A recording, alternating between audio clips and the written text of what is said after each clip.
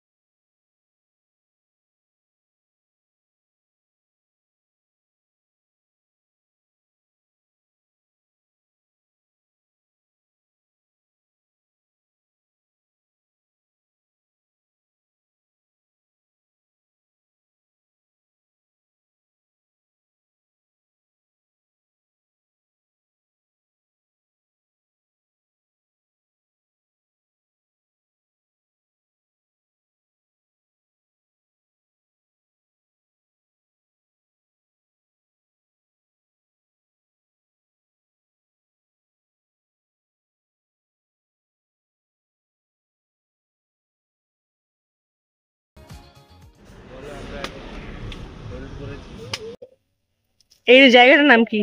জায়গার নাম কি? কৃষ্ণনগরে হোল্ড করেছি। এন্ড ওনার পিঠটা পুরো আঁকড়ে গেছে। এই যে এখন রেস মুডে আছি, এখন রেস মুডে, কারণ হচ্ছে এখন ডাব খাওয়ার সময়। বড় বড় শাঁসালা ডাব খাওয়ার অনেকদিন ধরে ইচ্ছা ছিল, টেস্ট করে দিতাম।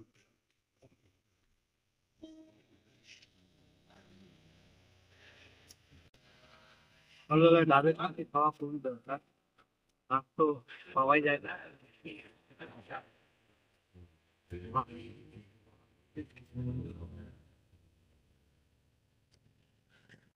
ফার্স্ট টাইম এত লং ড্রাইভ বাইকে, আপাতত খুব ভালোই লাগছে। সেরকম কষ্ট কিছু মনে হচ্ছে না, কারণ খুব এক্সাইটমেন্ট, কি সমুদ্র দেখবো, বাইক রাইডের ফার্স্ট টাইম এক্সপিরিয়েন্স নিচ্ছি।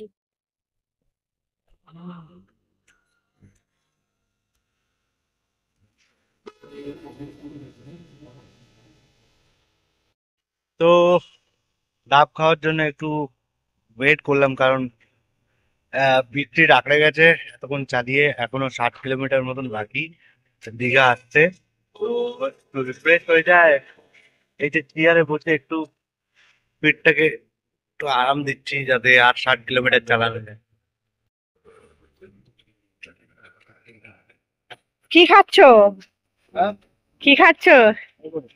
নারকেলের মোটা মোটা কাঠ। ও বাপরে, এগুলো কোথাকার ডাব? কোথাকার ডাব এগুলো? নন্দীগ্রামের ডাব তুমি কৃষ্ণনগরে বসে খাচ্ছ না?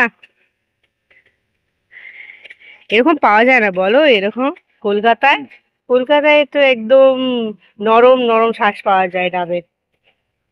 নরম এখানেও আছে, তুমি যেমন চাইবে তেমন দেবে। So here we go. We are ready for the trail for next 60 kilometer. So 60 kilometre আর যেতে হবে, হয়তো 1 ঘন্টা 15 মিনিট আমার হাতে লাগবে হয়তো। তো wait and watch, let's see. এত অ্যাড দেখি তো মাথায় ছেপে গেছে, দেখা যাক। আমরা তাজপুরের রাস্তা ধরে তাজপুরের কাছাকাছি পৌঁছাচ্ছি, দীঘার অলমোস্ট কাছে পৌঁছে গেছি। আর বাইক রাইড সকাল থেকে এখনো পর্যন্ত খুবই আরামদায়ক ছিল, কারণ রোদ প্রপারভাবে এখনো আকাশে ওঠেনি। আর যেহেতু দীঘার উদ্দেশ্যে আমরা যাচ্ছি, দীঘার যত কাছে যাব ততই গরমটা বাড়তে থাকবে, কারণ কলকাতা থেকে আমরা বর্ষাকালে বেরিয়েছি। বর্ষার সিজনে थोड़ा ठंडा ठंडा लग रहा था, लेकिन अभी थोड़ा गर्मी है। কেন দীঘা এসে গেছি আমরা তাজপুরের কাছে। এখন তাজপুর মেরিন ড্রাইভের রাস্তায় দেখি কখনো তো এই জায়গায় এক্সপ্লোর করা হয় না, তো ফার্স্ট টাইম আপনারাও হয়তো ফার্স্ট টাইম এক্সপ্লোর করবেন, তো আমরা এখান থেকে এক্সপ্লোর করবো। Made it to the destination and আমরা দেখবো যে সমুদ্র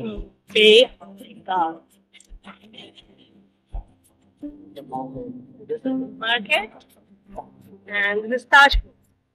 So they could take the সমুদ্র দেখুন।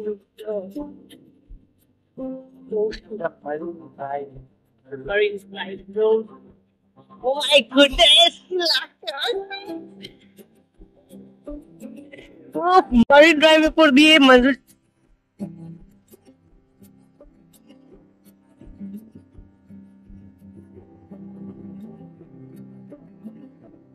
মারিন ড্রাইভ, যেটা তাজপুর শঙ্করপুরের পর থেকে স্টার্ট হচ্ছে up to new Digha and old Digha. আর এখান থেকে পুরো সমুদ্রের মজা নেওয়া যায়। দেখো বিস্তীর্ণ সমুদ্র, যতই তুমি চোখ তাকাবে ততই সমুদ্র। এখান থেকে সমুদ্রের পুরো মজা। আর এখন এই বর্ষার সময় ঢেউয়ের মজায় অনেক। আর আমরা এখনো নিউ দীঘাতে যাইনি, এটা হচ্ছে তাজপুরে ঢেউয়ের হাল। তাহলে ওল্ড দীঘা আর নিউ দীঘাতে ঢেউয়ের পরিমাণ কেমন হবে এটা দেখার জন্য খুবই আপ্লুত।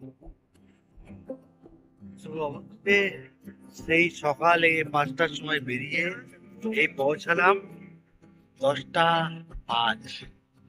তো এতক্ষণ ড্রাইভ করা আফটার লং টাইম। হ্যাঁ, দেখতে দেখতে আসবে, রাস্তার মজা নেবে তবেই তো।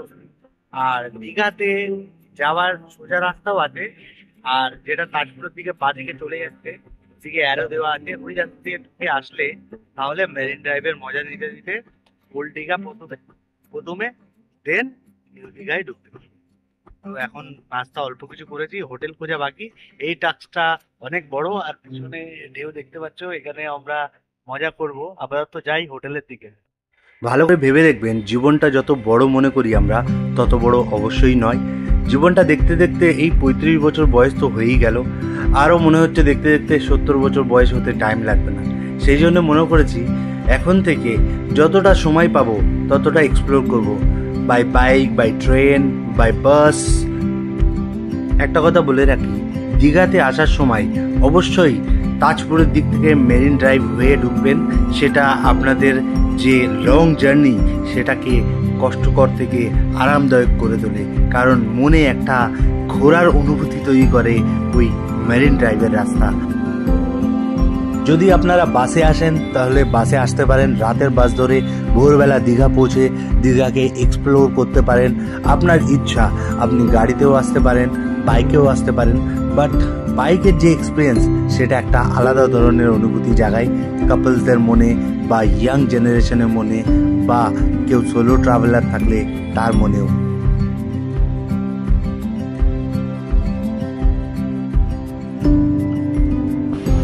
অবশেষে আমরা খালি চোখে জগন্নাথ মন্দির দর্শন করতে করতে নিউ দীঘার উদ্দেশ্যে রওনা হলাম।